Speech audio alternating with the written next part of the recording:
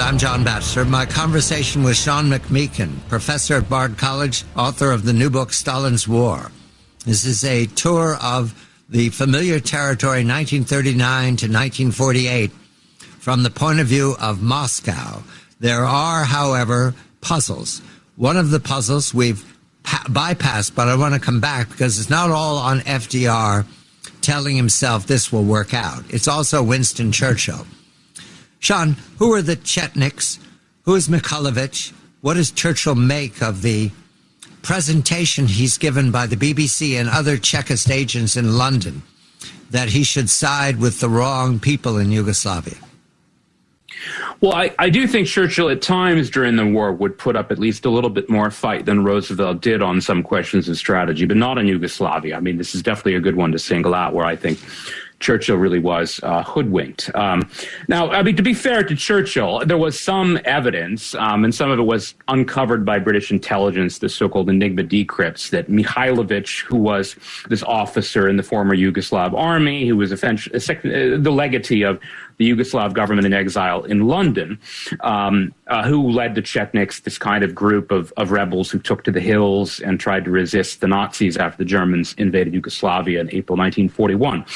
Now, Mikhailovich, like his kind of counterpart on the left, Broz or Tito, who was, of course, answering to Stalin, at times during the war would have to negotiate various kind of deals with either the Italian occupying authorities or even once or twice with Serbs or indirectly with the Germans.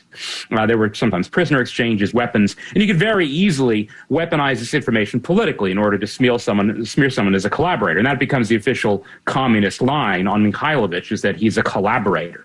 It's a grotesque slander, of course. I mean, his Chetniks resisted the Germans long before the partisans of Tito did, because they had to have Soviet permission. Until the Germans invaded the Soviet Union, the partisans were not even resisting.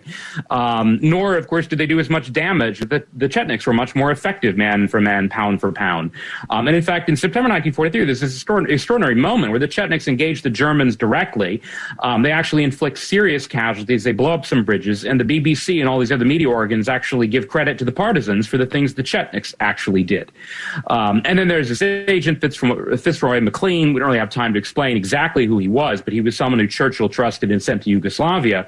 And he just goes to Tito. He never meets with the Chetniks. He just listens to whatever Tito tells him, and he feeds this back to Churchill. And Churchill, probably just wanting to believe it, he had told McLean he basically wanted a positive report on the partisans. He got it, and so they decided to cut off the Chetniks. And amazingly, they don't just cut off the Chetniks. By the end of the war, they're really endorsing the slander against the Chetniks, who in the end are subject to effectively kind of Soviet-style show trials and executed, in large part because of this communist talking points that the British government adopted as their own.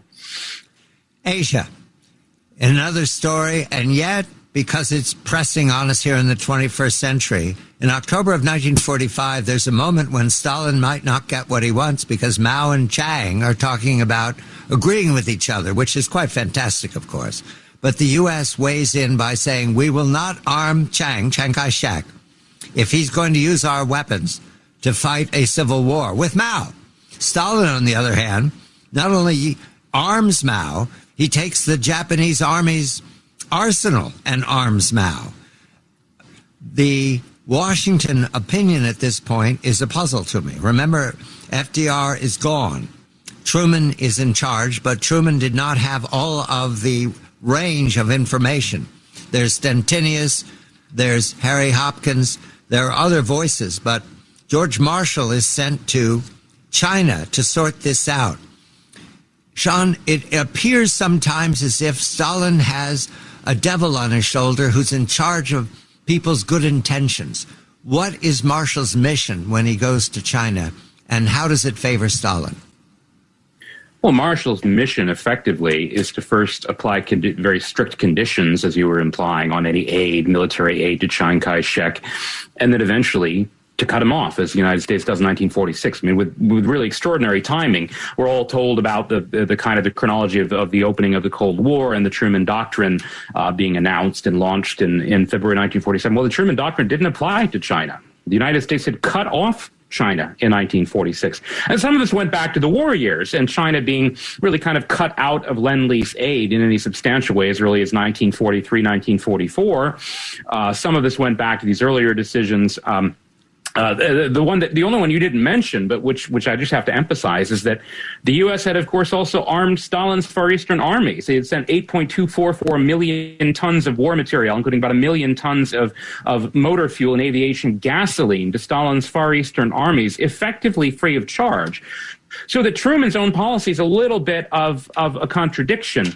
There's a moment right before Stalin enters the war where, because Truman really doesn't allow Stalin to join the Potsdam Declaration, the kind of almost ultimatum to Japan before the atomic bombs are dropped, Stalin, of course, is still neutral at the time, so it made sense for the U.S. to exclude. And there's a little bit of an angle in which it seems like the U.S. at least briefly was hoping to get the war with Japan over without the Soviets intervening. However, that intention, if that was Truman's intention, was undermined by the fact that the U.S. had spent most of the last 4 years, and particularly the last 12 to 14 months, arming Stalin's Far Eastern armies and giving them both invitation and permission and encouragement to invade Manchuria, Sakhalin, the Kuril Islands, and even Korea.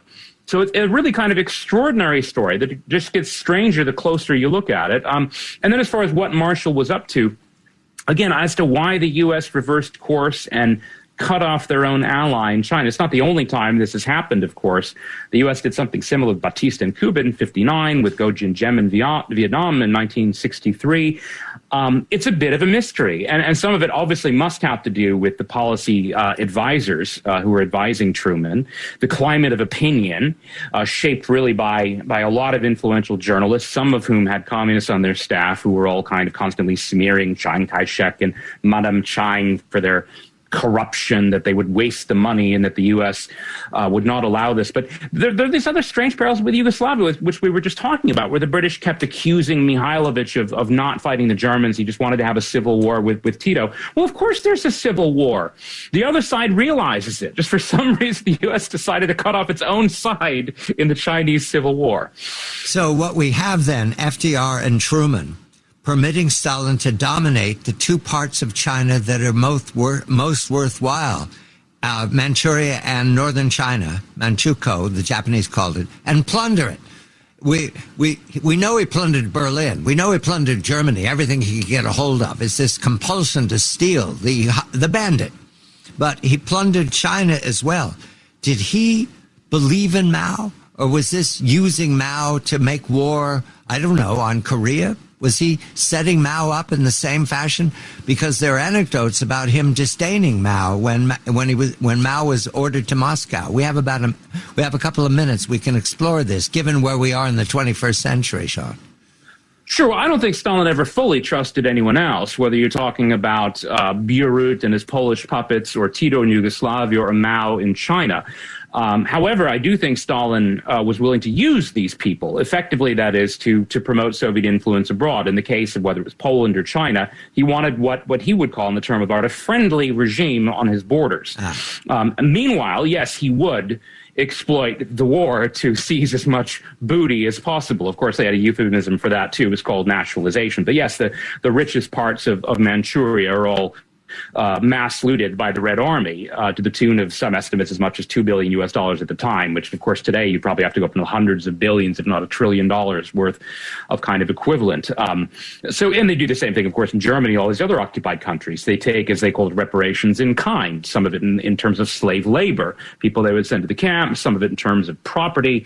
All this seen effectively is in part reparations for war damages, but also, of course, just as the just deserts of communism. They're nationalizing all this property on behalf of the proletariat. That's how I think Stalin sees this. So no, I don't think he fully trusted Mao. On the other hand, he was perfectly willing to arm and to use Mao in order to further his interests. And what we have then at the end is some very hard questions you ask about Lend-Lease. Let's focus on that.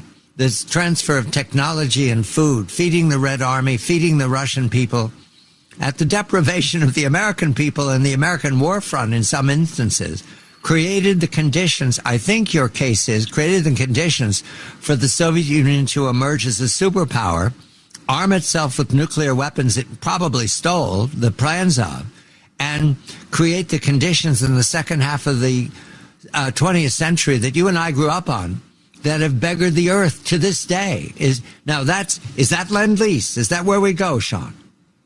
Well, Lend-Lease is a big part of it. I mean, to get back to the questions of kind of victory and defeat, Stalin's plan in Europe was nearly upended by Hitler's invasion. And as we talked about, of course, things nearly came a cropper in October to November 1941, where the regime nearly collapsed.